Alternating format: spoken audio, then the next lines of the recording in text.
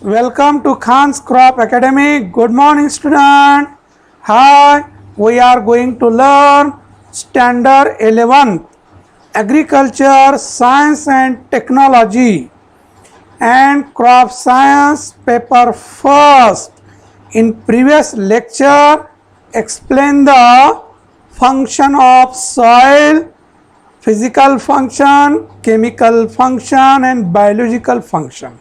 तर विद्यार्थी मित्रांनो, आपण मागच्या लेक्चर नंबर 13 मध्ये बघितलं आहे फिजिकल फंक्शन ऑफ सॉइल, त्याचबरोबर केमिकल फंक्शन ऑफ सॉइल आणि बायोलॉजिकल फंक्शन ऑफ सॉइल याचा आपण परिपूर्ण अभ्यास केलेला आहे. तर या लेक्चर नंबर 14 मध्ये आपण बघणार आहोत सॉइल हेल्थ. कोणता? Soil health. Similar to human being soil also have health. बघा विद्यार्थी मित्रांनो, जसं मानवाला काय असतं? स्वास्थ्य आहे ना, हेल्थ, तसंच जमिनीचंही हेल्थ असते. बघा आहे ना, तुम्ही म्हणणार हसणार जमिनीला कुठं हेल्थ. जसं आपल्याला हेल्थ याचं संरक्षण करावं लागतं, तसं जमिनीचे हेल्थचं संरक्षण करणं हे शेतकऱ्याचं कर्तव्य आहे. तरच जमीन उत्पादकता राहणार. त्या जमिनीची काळजी घेणंही महत्त्वाचं आहे. जसं आपल्या शरीराची आपण काळजी घेतो तसंच जमिनीचंही हेल्थ बघणं आवश्यक आहे.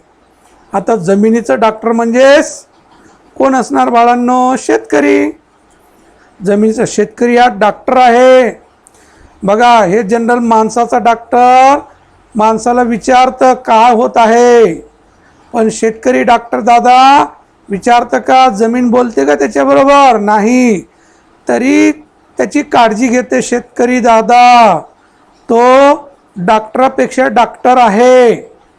Soil health is depend on the amount of plant nutrient. soil health म्हणजे काय? amount of nutrient. किती अन्न घटक आहेत मातीमध्ये, किती अन्न घटक. plant require nutrient for their growth and development. These nutrient accept or it can be get from the soil.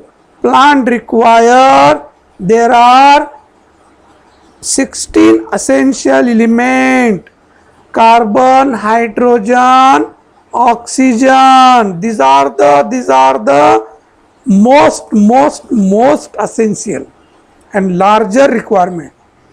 These nutrient available from the air and water. तर एकूण 16 अन्न घटकाची गरज असते पिकांना. त्यापैकी 3 जे आपण सांगितलं, carbon, hydrogen, oxygen. Carbon oxygen हवेद्वारे मिळणार, हवेद्वारे, एअरद्वारे. मातीमध्ये एअर असते आणि वर पण आहे ना. मातीमध्ये कुठं असतं? पोर स्पेस बघितलं बघा, आपण डिटेल अभ्यास केलं पोर स्पेसचं. जमिनीचं जे पोर स्पेस आहे ना, त्यामध्ये हवा खेळती असते आणि त्यामधूनच प्लांट रूट काय करतं? रेस्पायरेशन करतं, असं बघितलं होतं आपण आहे ना. म्हणजेच हवाही महत्त्वाची आहे आणि ऑक्सिजन आहे ना, कार्बन ऑक्सिजन हे कुठून मिळणार? हवेद्वारे मिळणार. आणि हायड्रोजन हे पाण्याद्वारे. पाणी तेवढंच महत्त्वाचं आहे. मागच्या तासामध्ये आपण बघितलेलं आहे somewhat equal proportion of air and water in the soil. Composition of soil बघितलं. त्या कंपोजिशन ऑफ सॉइलमध्ये हवा आणि पाणी हे समप्रमाणामध्ये असते असं आपण म्हटलं. याच्या मागच्या लेक्चरमध्ये आपण कंपोजिशन ऑफ सॉइलचा अभ्यास केलं आहे ना. तर त्यामध्ये आपण सांगितलं 25% air and 25% water, somewhat equal proportion present in the soil. तर हे एकमेकाला हे असतात, म्हणजे एक कमी झालं की दुसरे वाढतं, दुसरं कमी झालं की पहिलं वाढतं, असा प्रपोर्शनचं बदलत राहतं. पाऊस जास्त झालं, पाणी साचलं की पूर्ण पाणी भरतं त्या पोअर स्पेसमध्ये. हवा 0%, पूर्ण 50% पाणीच भरलेलं असतं. आणि जेव्हा पूर्ण कोरडी माती होते उन्हाळ्याची, तेव्हा पूर्ण काय भरणार, हवा भरणार, त्याच्यामध्ये पाणी राहणार नाही. मग ते पोअर स्पेस पूर्ण हवेनं भरलेलं असणार. असं त्याचं कमी जास्त होत राहणार. यांचं दोघाचं काय रिलेशन आहे, त्याचं प्रपोर्शन राहतं नेहमी. ओके, तर आपण काय म्हणत होतो, प्लांट न्यूट्रिएंट. मग आता 16 अन्नघटकापैकी 3 अन्नघटक आता फारच महत्त्वाचे, त्याविना तर पीक जगू शकत नाही, है ना. हवा नसेल तरी जगणार नाही, पाणी नसेल तरी जगणार नाही, है ना. म्हणजे कार्बन, हायड्रोजन, ऑक्सिजन हे तर अति आवश्यक आहे आणि भरपूर प्रमाणामध्ये पाहिजे. ते सगळं निसर्ग देतं त्यांना, है ना. निसर्गाद्वारे मिळतं हवा, पाणी, आहे ना. बाकी जे 16मधून 3 गेले, किती राहते रे बाळ, 13 अन्नघटक. There are 13 elements available from the soil in the form of nutrient, है ना. तर 16पैकी 13 अन्नघटक हे जमिनीद्वारे मिळतात. काय म्हटलं आपण, हवा, पाणी आणि जमीन. जमिनीपासनं 13 अन्नघटक मिळणार आहे आणि ते प्लांट त्याच्या मुळाद्वारे घेतं आणि ते वॉटर सोल्युशनमध्ये असतं. कोणतं, सॉइल वॉटर जे असतं त्यामध्ये विरघळलेलं असतं ते न्यूट्रिएंट आणि मुळाद्वारे ते ॲब्सॉर्ब करतं. इथपर्यंत माहीत आहे. म्हणजेच हे अमाऊंट ऑफ प्लांट न्यूट्रिएंट म्हणजे जमिनीची हेल्थ आहे. हे भरपूर प्रमाणामध्ये उपलब्ध असेल, जमीन हेल्दी आहे, म्हणजेच काय, सुपीक आहे. कसं आहे जमीन, सुपीक जमीन असं म्हणणार आपण. आमची जमीन सुपीक आहे, है ना. म्हणजेच प्लांट न्यूट्रिएंटवर ठरवलं आपण जमीन सुपीक आहे का नाही. तर amount of plant nutrient content, that is a soil fertility, सुपीक जमीन, soil productivity and the population of micro organism. काय काय बघितलं, अमाऊंट ऑफ प्लांट न्यूट्रिएंट म्हणजे soil fertility. Amount of plant nutrient म्हणजेच काय, सॉइल फर्टिलिटी आहे, जमीन सुपीक आहे याचा अर्थ. सुपीकचा अर्थ म्हणजे काय घेणार आपण, ज्या जमिनीमध्ये सफिशियंट प्लांट न्यूट्रिएंट आहेत, पिकांना जेवढे लागतात तेवढे आहेत, ते जमीन सुपीक आहे असं म्हणणार आपण. सॉइल फर्टिलिटी आहे म्हणणार. सॉइल प्रोडक्टिव्हिटी, है ना. जमिनीची सुपीकता, जमिनीची उत्पादकता, एका नाण्याच्या 2 बाजू आहेत. ते soil productivity, soil productivity always fertility of soil. Then soil fertility may or may not be productivity. समजलं का. सॉइल प्रोडक्टिव्हिटी म्हणजेच सुपीक जमीन असतेच, प्रोडक्टिव्हिटी आहे म्हणजे, समजलं. सॉइल फर्टिलिटीच्या नेक्स्ट काय, सॉइल प्रोडक्टिव्हिटी, उत्पादकता जमीन आणि जमीन सुपीकता. हे 2 शब्द वेगळे आहेत परंतु एकमेकावर अवलंबून आहेत. समजत आहे. सॉइल फर्टिलिटी मीन्स जमिनीची सुपीकता, सॉइल प्रोडक्टिव्हिटी म्हणजे जमिनीची उत्पादकता. उत्पादकता आहे म्हणजे ते सॉइल फर्टिलिटी असणारच, परंतु सॉइल फर्टिलिटी आहे म्हणजे ते उत्पादकता राहील हे नाही, असेल किंवा नसेल. There are so many factor consider or affect the soil productivity. Soil productivity असणं म्हणजे सॉइल फर्टिलिटी असतेच, परंतु आणखीन दुसरे फॅक्टर कन्सिडर केले जातात. दुसरे फॅक्टर आणखीन भरपूर आहे सॉइल प्रोडक्टिव्हिटी होण्यासाठी. सॉइल फर्टिलिटी तर एक आहे, सॉइल प्रोडक्टिव्हिटी होण्यासाठी फर्टिलिटी तर असेन्शियल आहे. सॉइल प्रोडक्टिव्हिटी आहे म्हणजे सॉइल फर्टिलिटी आहेच, परंतु त्याबरोबर दुसरे फॅक्टर आणखीन अफेक्ट करतात. Attack of pest and diseases, climatic condition, adverse climatic condition or suitable climatic condition. Then management practices, time to time land preparation, interculture operation, weeding, hoeing, etc.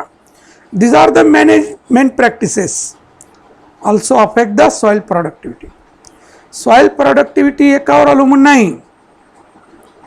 हे अनेक भरपूर factor consider आहेत. तुमची जमीन भरपूर सुपीकता आहे म्हणजेच प्रॉडक्टिव्हिटी असणार असंही नाही. म्हणजेच कीटकाचा प्रादुर्भाव झालं, तुमची फार सुपीक जमीन आहे हो, तुमची मशागत पण चांगली केला, तुम्ही खत पाणी भरपूर टाकला, वेळेवर पाणी दिला आणि हवामानच फेवरेबल नसेल तर उत्पादक मिळेल का, घरापर्यंत येईल का उत्पादन? नाही. दुसरं, फार फेवरेबल क्लायमेटिक कंडिशन आहे पण तुम्ही वेळेवर त्याला पाणीच दिलं नाही, फवारणीच केली नाही, नॅचरली येऊ द्या म्हटलं तुम्ही, तर ते उत्पादक राहणार का? जमीन सुपीक आहे मग त्याला तुम्ही मॅनेजमेंट प्रॅक्टिसेस करावं लागेल की नाही, वेळेवर त्याचं परिपूर्ण काम करावं लागेल ना, खत पाणी सगळं घालावं लागेल ना, तरच ते उत्पादकता असणार. असे वेगळे फॅक्टर कन्सिडर होतात. म्हणजे समजले तुम्हाला, soil fertility, soil productivity and the population of micro organism, these are the soil health. हे सगळे पॉईंट कशामध्ये इन्क्लूड होणार? सॉइल हेल्थमध्ये येणार. कशामध्ये येणार? Soil health. लक्षात. मीनिंग बघूया आपण. The presence of optimum population of microflora and fauna, particularly the beneficial microflora, is supposed to be responsible for good soil health. Good soil health. Responsible for good soil health. The presence of optimum population. जमिनीमध्ये micro organism असतात, beneficial micro organism, आहे की नाही? तर विद्यार्थी मित्रांनो, मी वेळोवेळी सांगतो तुम्हाला की आपल्या घरामध्ये गव्हाची थप्पी लागलेली आहे, जोपर्यंत आपण ते दळून आणणार नाही गहू तोपर्यंत पोळी तयार होणार आहे का? आपण जेवण करू शकणार आहोत का? नाही. जोपर्यंत दळून आणणार नाही, पोळी तयार करून देणार नाही, तोपर्यंत पोटामध्ये आपलं जाणार नाही. त्या थप्पीला बघून पोट भरणार का? नाही. तसंच आहे, जमिनीमध्ये भरपूर अन्नघटक असतात, म्हणजे सॉइल फर्टिलिटी आहे, परंतु त्याचं सोल्युबल फॉर्ममध्ये तयार करून देणारे मायक्रो ऑर्गॅनिझम नसतील किंवा प्रमाण कमी असेल, पिकांना अन्नघटक मिळणार नाही. म्हणजेच तेवढं ते अन्नघटक असून सुद्धा त्या पिकाला घेता येणार नाही, म्हणजे सोल्युबल फॉर्ममध्ये नाही, म्हणजे चपातीच्या रूपात नाही, आपण जेवण करणार नाही.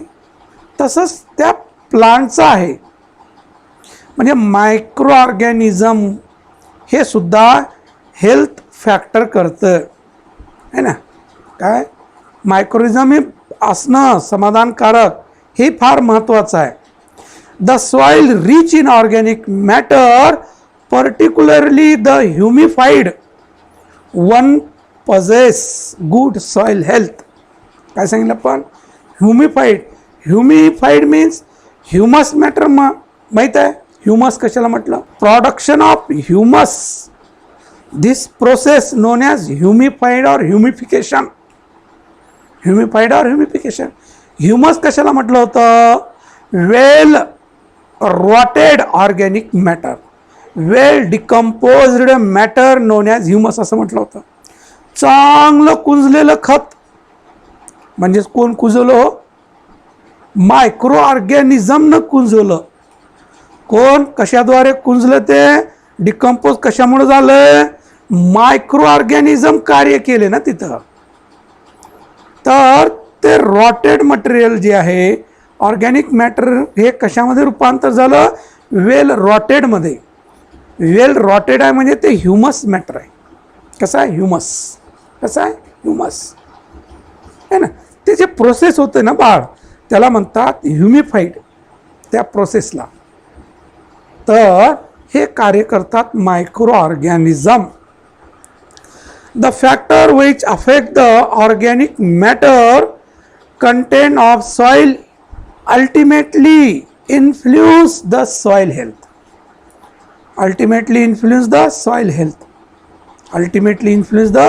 Soil health. ऑर्गॅनिक मॅटर हे महत्त्वाचं आहे सॉइल हेल्थमधलं, है ना. जमिनीची जे हेल्थ आहे हे ऑर्गॅनिक मॅटरद्वारे सुधारते.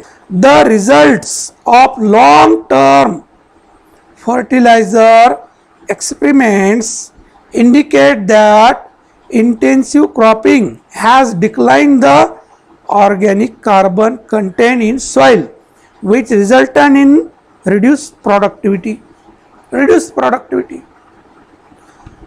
तर आपण जास्त दिवस रासायनिक खताचा वापर करत राहिलो तर काय होणार बाळांनो, जमिनीची उत्पादकता कमी कमी होत जाणार. आपल्याला सुरुवातीला रिझल्ट मिळणार, पण नंतर काही असं काळ येणार की तुम्ही किती रासायनिक खत टाकलं तर ते रिस्पॉन्स देणार नाही. सुरुवातीला रिस्पॉन्स देते आपल्याला की एक बॅग टाकली की चांगलं दिसणार, आणखीन आपण 1.5 टाकणार, 2 टाकणार, है ना, 3 टाकणार, नंतर तुम्ही 5-5 टाकलं तरी काहीच परिणाम होणार नाही. असं आजची शेती अशी झालेली आहे. एवढं आपण रासायनिक खताचा वापर करू लागलो आणि ऑर्गॅनिक मॅटर बंद केलो आपण. ऑर्गॅनिक मॅटरपासून काय भेटतं, न्यूट्रिएंट मिळतात, आणि रासायनिक खतापासून न्यूट्रिएंट मिळतात. परंतु ऑर्गॅनिक मॅटर कशासाठी आहे, जमिनीची भौतिक रचना बदलण्यासाठी फार गरजेचं आहे. सपोज उदाहरण घेऊ आपण मानवाचं. आपण काहीच खाल्लो नाही, फक्त टॉनिक पित राहिलो बाळांनो. जेवण नाही, काही नाही, फळं घेतलो नाही आपण, फक्त टॉनिक. आपण जीवन जगणार, परंतु जे धष्टपुष्ट स्ट्रॉंगनेस ते येणार का, नाही. ते तात्पुरतं आहे, सप्लिमेंटरी आहे. मेन तर फूड आहे ना. मला पैलवान व्हायचं आहे आणि दररोज बाटली मी टॉनिक पितो म्हटलं तर चालेल का? अजिबात मी व्यायाम करणार नाही, खाद्य खाणार नाही, दूध पिणार नाही, फळं खाणार नाही, डाळी खाणार नाही, मी पैलवान होणार का हो? नाही. तसं ऑलरेडीच मी पैलवान आहे. तर तसं होणार नाही बाळांनो. तसंच जमिनीचं आहे. जमिनीला काय केलं आपण, त्याला खायला देणं कमी केलं आपण, म्हणजे नाहीच. त्याला टॉनिक टाकू लागलो आपण, म्हणजे रासायनिक खत टाकू लागलो. थोडं उत्पादन वाढत गेलं काही काळापर्यंत, त्याची लिमिट संपली. जमिनीची भौतिक रचना बॅड झाली. फिजिकल कंडिशन, नंतर केमिकल प्रॉपर्टी, बायोलॉजिकल प्रॉपर्टी, हे सगळं काय झालं, निकृष्ट झालं, आहे ना. मग आता किती तुम्ही रासायनिक खत टाकलं, रिस्पॉन्स देणार आहे का नाही? शरीर रिस्पॉन्स द्यायला पाहिजे ना. लक्षात, ती जमीन रिस्पॉन्स द्यायला पाहिजे ना. त्यासाठी त्याला स्ट्रॉंगनेस करावं लागेल की नाही. आपण काही थोडं तात्पुरतं, बाबा आपल्याला व्हिटॅमिन कमी पडले तर डॉक्टरनं दिलं तर तेवढं घेतो आपण. सतत घेतो का मग ते व्हिटॅमिनची गोळ्या किंवा टॉनिक? नाही, तात्पुरतं असतं. तसंच आपण पिकांना रासायनिक खत हे तात्पुरतं वापरायला पाहिजे, लागतं तेवढं. लक्षात, जास्त काय वापरायला पाहिजे, ऑर्गॅनिक मॅटर. म्हणजेच आपण जेवण जास्त करायला पाहिजे, म्हणजे सांगायचा अर्थ की पौष्टिक आहार घ्यायला पाहिजे. तसंच जमिनीलाही पौष्टिक देणं गरजेचं आहे. जमिनीचा पौष्टिक आहार काय, ऑर्गॅनिक मॅटर, सेंद्रिय घटक, तेच त्याचं पौष्टिक आहे, पौष्टिक आहार आहे. तर आपण किती रासायनिक खत टाकलं तर जमिनीची उत्पादकता वाढणार नाही. जमीन उलट निकस बनणार. जसं हरियाणा पंजाबच्या जमिनी निकस बनून गेल्या. त्यांनी एवढं रासायनिक खताचा वापर केलं तर सगळ्यात जास्त ग्रीन रिव्हॉल्युशनचा फायदा हरियाणा पंजाबनं घेतलं गव्हाचं उत्पन्नासाठी. त्याबरोबर रासायनिक खत भरपूर वापरलं त्यांनी आणि जमीन नाकस बनवून घेतल्या. म्हणजे जमीन आहे बा माझी स्वतःची नाही आहे, हे पिढ्याने पिढ्या मागच्या पिढीला कामी पडणार आहे त्याचा विचार करावा लागेल ना. आजच मी त्याच्यापासून सगळं काढून घेतलं, मागची पिढी काय करणार आहे माझे, आहे ना. त्यांच्यासाठी उत्पादकता राहणार की नाही. म्हणून जमिनीचं स्वस्त, त्याचं हेल्थ टिकून ठेवणे गरजेचं आहे. माझ्या भल्यासाठी जमिनीमधून किती काढून घेऊ लागलो, ते जमीन नाकस बनणार ना, निकस बनणार की नाही. तसं जमिनीची हेल्थ ठेवणे आपलं कर्तव्य आहे ना. उत्पादकता तर हे नेक्स्ट आहे, पण जमिनीची हेल्थ टिकून ठेवणे आपलं कर्तव्य आहे बाळांनो. त्यासाठी सॉइल हेल्थ हे फार महत्त्वाचं आहे. तर सम फॉस्फेटिक फर्टिलायझर बघा, सम फॉस्फेटिक फर्टिलायझर कोणते? Those fertiliser supply phosphorus nutrient to the crop plant known as phosphatic fertilizer. ज्या रासायनिक खतापासनं पिकांना फॉस्फरस मिळतं. अरे ते 13 अन्नघटक सांगायचं राहिलेच आपलं. 16 मध्ये 3 सांगितले, 13 जमिनीमधून मिळतात म्हटलं आपण. आणि ते 13 अन्नघटक कोणते? तर पहिलं nitrogen, phosphorus, potash, calcium, magnesium, sulphur, iron, manganese, zinc, copper, molybdenum, boron and chlorine. झालं का? 13 झालेत. हां, पूर्ण हे 10 झालेत. किती झाले? 10. नंतर 3 घेतले आणखीन, आहे ना, 13 झालेत. 10 अधिक 3 13, आहे ना. 13 अन्नघटक हे कुठून मिळतात? जमिनीमार्फत मिळतात पिकांना. म्हणून जमिनीची हेल्थ असायला नको का? हे अन्नघटक कुठून मिळणार? जमिनीमधून मिळणार. आणि जमिनीमध्ये कमी झाले तर आपण काय करतो? ॲडिशन टाकतो की नाही, खताच्या रूपात. सेंद्रिय खत टाकतो, रासायनिक खत टाकतो. आता त्या 13 मध्ये आणखीन सांगतो तुम्हाला. In 13 out of 6 major plant nutrient, 6 major plant nutrient. 6 कसे आहे? मेजर प्लांट न्यूट्रिएंट आहेत. ते मेजर प्लांट कोणते आहेत? Nitrogen, phosphorus, potash, calcium, magnesium, sulphur. किती झाले रे बाळा? किती झाले? 6 झाले, आहे की नाही? 6 आहेत की नाही? 6. कोणकोणते? NPK, nitrogen, phosphorus, pot, NPK. नंतर कॅल्शियम, मॅग्नेशियम, सल्फर. हे 6 अन्नघटक major means the plant which require larger in quantity for their growth and development. It is very important role for their growth. तर याचा महत्त्वाचा रोल तर आहेच, पण ते आणखी जास्त प्रमाणामध्ये लागतं, म्हणून त्याला मेजर म्हणतात. काय म्हणतात? Major plant nutrient. Then these major plant nutrients also classified into 2 types, primary and secondary. Primary nitrogen, phosphorus, potash. NPK is a primary. आता मेजर जे आहेत 6, याची आणखी 2 गटामध्ये विभागणी केली जाते. Primary plant nutrient, secondary plant nutrient. Primary म्हणजे अति आवश्यक, आहे ना. It require larger in quantity than the secondary plant nutrient. जे अन्नघटक एकदम जास्त लागतात आणि तेवढे प्रमाणामध्ये जमिनीमध्ये उपलब्ध नाही.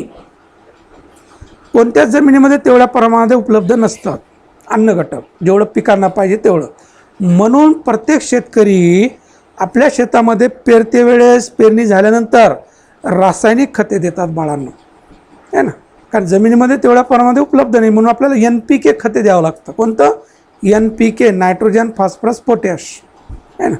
आणि सेकंडरी कॅल्शियम, मॅग्नेशियम, सल्फर हे सेकंडरी प्लांट न्यूट्रिएंट, म्हणजे प्रायमरीपेक्षा कमी लागतात. काही पिकांना सफिशियंट आहे जमिनीमध्येच, काही पिकांना द्यावं लागतात. आणि 7 न्यूट्रिएंट कोणते आहेत? Micro nutrient, iron, manganese, zinc, copper, molybdenum, chlorine आणि बोरॉन. हे 7 आहे ना. कोणते आहेत? Micro nutrient. 13चे 2 गट केले, 6 आणि 7 किती होतात? 13. पहिल्याला मेजर, दुसऱ्याला मायनर न्यूट्रिएंट, मायक्रो न्यूट्रिएंट, आहे ना. Major plant nutrient, micro plant nutrient. आणि मेजरचे आणखीन 2, प्रायमरी, सेकंडरी. 6चे आणखीन 3 गट. अशा पद्धतीनं प्लांट न्यूट्रिएंटचं क्लासिफिकेशन आहे. पुढे येणार आहे आपल्याला चॅप्टरच आहे. इथं जे फॉस्फेटिक फर्टिलायझर जे आलं ना शब्द, त्यानुसार NPK, P फॉर फॉस्फरस. ज्या खतामार्फत फॉस्फरस अन्नघटक मिळतं पिकांना, त्या खताला आपण काय म्हणणार? Phosphatic fertiliser. Some phosphatic fertilizer contain varying amount of heavy metals which may accumulate and cause adverse long term effect on soil health.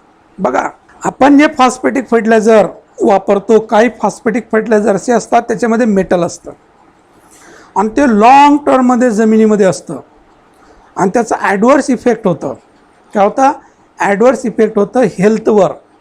Accumulate करतं मेटल, आहे ना. अक्युमुलेट करतं, साल्ट तयार होतं आणि ते साल्ट प्लांट न्यूट्रिएंट पिकाला घेऊ देत नाही, सोल्युबल फॉर्ममध्ये होत नाही, असे अडथळे निर्माण होतात. आणि ते पिकापर्यंत मिळत नाही. लक्षात. तर विद्यार्थी मित्रांनो, तर असे काही खते आहेत की जे जमिनीची हेल्थ खराब करून टाकतात, अफेक्ट करतात, इफेक्ट करतात. Soil organic carbon is suppose to be the key nutrient for maintain good soil health. तर organic carbon is suppose to be the key nutrient. तर ऑर्गॅनिक सॉइल ऑर्गॅनिक कार्बनला काय म्हटलं, चाबी म्हटलेलं आहे. प्लांट न्यूट्रिएंटची चाबी आहे ना. कसं आहे, चाबी म्हटलेलं आहे की nutrient for maintaining good soil health. जमिनीचं जी सुपीकता आहे, त्याची जी जमिनीची हेल्थ जी आहे ते कोण आहे मग, सॉइल ऑर्गॅनिक कार्बन आहे. म्हणजे सेंद्रिय घटक आहे जमिनीचं हेल्थ टिकून ठेवण्याचं. जसं आपलं हेल्थ टिकून ठेवण्याचं पौष्टिक आहार पाहिजे, दूध पाहिजे आहारामध्ये आहे ना, प्रोटीन पाहिजे, कार्बोहायड्रेट, फॅट्स, मिनरल, व्हिटॅमिन हे दुधाद्वारे, फळाद्वारे, भाजीपाल्याद्वारे, डाळीद्वारे, ह्याद्वारे आहे ना, आणि जे ड्रायफ्रूटद्वारे. तर का असणार, हेल्दी वेल्दी राहणार, तर रोगग्रस्त राहणार नाही लवकर आहे ना, म्हणजे का टॉलरंट असणार. तसंच जमिनीचंही हेल्थ कोण टिकून ठेवते, soil organic carbon is suppose to be key nutrient for maintaining good soil health. The most logical way to manage soil health is the use of the integrated plant nutrient supply. लक्षात. तर soil health हे जमिनीचं टिकून ठेवण्याचं कार्य integrated plant nutrient supply. Integrated म्हणजे एकात्मिक अन्न घटक नियंत्रण करणे है ना, पुरवठा करणे. एकात्मिक म्हणजे एकावर अवलंबून होते का, एकात्मिक नाही, सगळ्याचाच वापर थोडं थोडं करणे, जेणेकरून जमिनीचं हेल्थ टिकून राहील. पर्यावरण कमीत कमी दूषित होणे, जमीन जास्तीत जास्त सुपीक होणे, असं वापर करायचं आहे ना. ऑर्गॅनिक मॅटरी वापर करायचं, खत, बायो फर्टिलायझर, शेवटी थोडं रासायनिक खते. याला म्हणतात integrated plant. Crop rotation follow करणं, पिकाची फेरपालट करणे, पीक बदलणे, एक वर्ष लेग्युमिनस पीक घेणे, दुसऱ्या वर्षी नॉन लेग्युमिनस घेणे, एक वर्ष शॉर्ट ड्युरेशन क्रॉप, दुसऱ्या वर्षी लॉंग ड्युरेशन क्रॉप, मिश्र पीक घेणे, आंतरपीक घेणे, हे सगळंच वापर करणे. कशासाठी, जमिनीच्या सुपीकतेसाठी, जमिनीच्या हेल्थसाठी है ना, जमिनीचं स्वास्थ्य टिकवून ठेवण्यासाठी है ना. त्याला इंटिग्रेटेड प्लांट न्यूट्रिएंट सप्लाय. सगळ्याचाच वापर करायचं, एकावर अवलंबून राहायचं नाही. त्याला म्हणतात एकात्मिक सगळ्याचा उपयोग करायचा, जे जे फायदेशीर आहे ते ते. It broadly include recycling in situ. Recycling in situ, जाग्यावरच त्याला काय करणे, रिसायकलिंग करणे. उदाहरणार्थ green manuring crop. Green manuring हिरवळी खत ज्याला आपण बरू असं म्हणतो, पीक बरू काय म्हणतात, त्याला बरूचं पीक म्हणतात. काय म्हणतात, बरूचं पीक. त्याला पिवळे फुलं येतात, उंच जाते, गवतासारखी वाढ होते है ना, त्याला कॅप्सूल येतात, नंतर बी तयार झालं, वाढलं की झुंझुन असा आवाज येते, ते ग्रीन मॅन्युअर क्रॉप. तर ग्रीन मॅन्युअर क्रॉप ग्रो करायचं आणि तिथंच त्याला नांगरून टाकायचं, त्याला म्हणतात रिसायकलिंग इन सितू. त्या जमिनीमध्ये वाढलं आणि तिथंच त्याने डिकम्पोज झाला, त्याला म्हणतात रिसायकलिंग है ना. त्याला काय म्हणतात, रिसायकलिंग. ग्रीन मॅन्युअर, हिरवळीचे खते असं म्हणतात. आणि हिरवळीचे पिके कोणते आहेत मग, सन हेम्प ज्याला आपण बरू असं म्हणतो.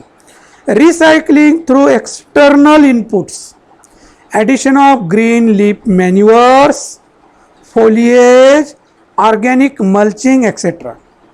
आता रिसायकलिंग थ्रू एक्सटर्नल है ना, इंटरनल का, इंटरनल कोण झालं, इन सितू. एक्सटर्नल बाहेरून आणणे. Addition of green leaf manure. Green leaf manure म्हणजे पानं तोडून आणणे.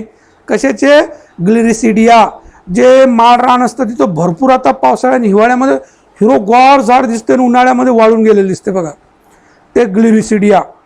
त्याचे पानं तुळून आणायचे, आपल्या शेतामध्ये टाकायचं, नांगरायचं. काय होणार? डिकम्पोज होणार, त्यापासून ऑर्गॅनिक मॅटर मिळणार. फोलिएज जे जास्त पानं असणारे, उदाहरणार्थ मूग आहे, उडीद आहे, सोयाबीन आहे, हे पिकं कशी आहेत? जास्त पानं असणारे, आणि तेव्हा डिकम्पोज होतात. असे पिकं घेणे, फोलिएज क्रॉप आहे ना, लेग्युमिनस क्रॉप. सोयाबीनला भरपूर पानं असतात आणि पूर्ण मॅच्युअर झाले की पूर्ण पानं गळून जातात. ते 15 दिवसात तर ते पानं पूर्ण रॉटिंग झालेले दिसत पण नाही. नंतर दुसरं पीक आणखीन घेता येते आपल्याला. तर याच्या मार्फत काय भेटतं? जमिनीला ऑर्गॅनिक मॅटर मिळतं, सेंद्रिय घटक. मल्चिंग, मग आच्छादन, जे काही शेतामधलं पालापाचोळा आहे, वेस्ट मटेरियल आहे, हे मटेरियल काय करणे? आच्छादन करणे. ते आच्छादन केल्यामुळे एक तर तणाचाही बंदोबस्त होईल, ओलावाही टिकून ठेवील आणि ते डिकम्पोज होऊन जमिनीलाच मिळणार ऑर्गॅनिक मॅटर आहे ना, त्याला म्हणतात रिसायकलिंग.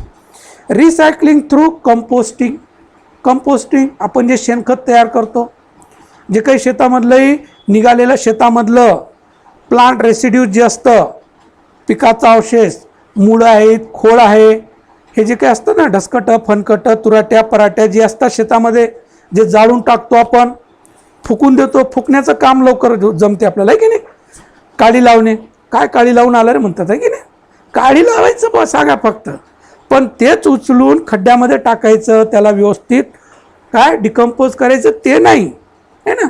कुठं भांडण असेल ते मिटवायचं नाही, ते जास्त टेन्शन येते ना. मग जास्त काळ बसावं लागेल तिथं, समजून सांगावं लागेल. परंतु चिंगारी टाकण्यासाठी वेळ लागत नाही, थोडं 2 शब्द आगाऊ बोलून निघून जायचं, आणखीन भांडणं करत बसावं त्यांनी, ते सोपं वाटते आपल्याला, की नाही? तसंच शेतामध्ये मातीची काळी पेटवणं हे फार सोपं असते, पण ते सगळं कचरा जमा करून एका खड्ड्यामध्ये काय साठवून ठेवणे, डिकम्पोज होईल, नंतर ऑर्गॅनिक मॅटर आपल्यालाच मिळेल, हे रिसायकलिंग होईल. तर जाळून न टाकता पण ऊसाचाही पाला पाचोळा असू द्या, शेतामधलं जे काही असेल मटेरियल, वेस्ट मटेरियल जे जनावर खात नाही, असं पूर्ण आपण प्रत्येकाच्या शेतामध्ये एक काय असायला पाहिजे? कंपोस्ट पीट असायला पाहिजे. कंपोस्ट पीट म्हणजे खत कुजवण्याचं एक खड्डा असायला पाहिजे, जिथं सगळं आपण जमा करून त्याला रॉटिंग करू शकतो, डिकम्पोज करू शकतो, कंपोस्टिंग करता येईल. प्रत्येक शेतकऱ्याकडे पाहिजे ते. जे काही तणं वगैरे खुरपणी केलेलं ते पूर्ण मटेरियल तिथं टाकता येईल, ते कुजणार आणि ते कुजल्यानंतर कंपोस्ट मटेरियल आपल्याला शेतामध्ये घालता येईल. हे रिसायकलिंग. शेतामधूनच निघालेला शेतालाच खायला द्यायचं, रिसायकलिंग आहे ना. शेतातूनच निघालेला शेतालाच खायला द्यायचं. गुढी आहे ना, गव्हाचं गुढी म्हणा, सोयाबीनची गुढी म्हणा, जनावर खात नसेल तर हे आपण जाळून टाकतो. जाळून टाकायचं नाही, ते काय करायचं? एका खड्ड्यामध्ये पुरायचं, डिकम्पोज करायचं, नंतर खत म्हणून त्याचा वापर करायचा आणखी. लक्षात. तर प्रत्येक शेतकऱ्याने करायला पाहिजे, तरच जमिनीची हेल्थ चांगली राहणार बाळांनो. गेलं आपण कृषी केंद्रामधून आणतो, 2-3 बॅगात टाकतो, मोकळं झालं, है ना, हे चुकीचं आहे. हे नंतर आहे. लक्षात. पहिलं काय? ऑर्गॅनिक मॅटर टाकणं महत्त्वाचं आहे. जमिनीला जेवढं शेणखत जास्त तेवढं जमीन पिकणार बाळांनो. परंतु सोपं इलाज काय करतो आपण? कृषी केंद्रामध्ये जाऊन खतच आणून रासायनिक खत टाकतो, त्यामुळे जमीन नापीक बनत आहे आणि पर्यावरणही दूषित होत आहे. तेवढं रासायनिक खत तयार करण्यासाठी इंडस्ट्रीला किती ते पोल्युशन करावं लागलं आहे ना, किती धूर निघालं, किती नुकसान झालं. नंतर हे शेवटी रसायन आणखीन आपण मातीमध्ये घालू लागलो, त्यामध्ये आपले जे बेनिफिशियल मायक्रोऑर्गॅनिझम आहे ते नाहीसे होत चालले, गांडूळ नाहीसं होत चाललं आहे ना. त्याचे ते डिसॲडव्हान्टेज, ते तात्पुरतं वापरायचं फक्त आहे ना, जेव्हा लागतं तेवढं तात्पुरतं, त्याच्यावर डिपेंड राहायचं नाही. तरच जमिनीची काय राहणार? त्याची हेल्थ चांगली राहणार जमिनीची. तर विद्यार्थी मित्रांनो, जे सॉईल फर्टिलिटी आणि पुढचं सॉईल प्रॉडक्टिव्हिटी आहे ते सुद्धा असंच व्यवस्थित, एकदम असं वाटलं नव्हतं मी एवढं तुम्हाला समजून सांगणाऱ्या लेक्चरमध्ये, पण व्यवस्थित समजून सांगितलं म्हणून थोडं लेंदी गेलं लेक्चर. तर काही हरकत नाही, समजून घेणं हे महत्त्वाचं आहे.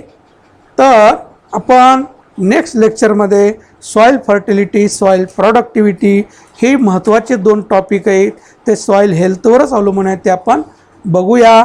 मित्रांना जास्तीत जास्त शेअर करा आणि सबस्क्राईब करा. तुम्हाला नोटिफिकेशन मिळत राहील यासाठी सबस्क्राईब करायचं आहे.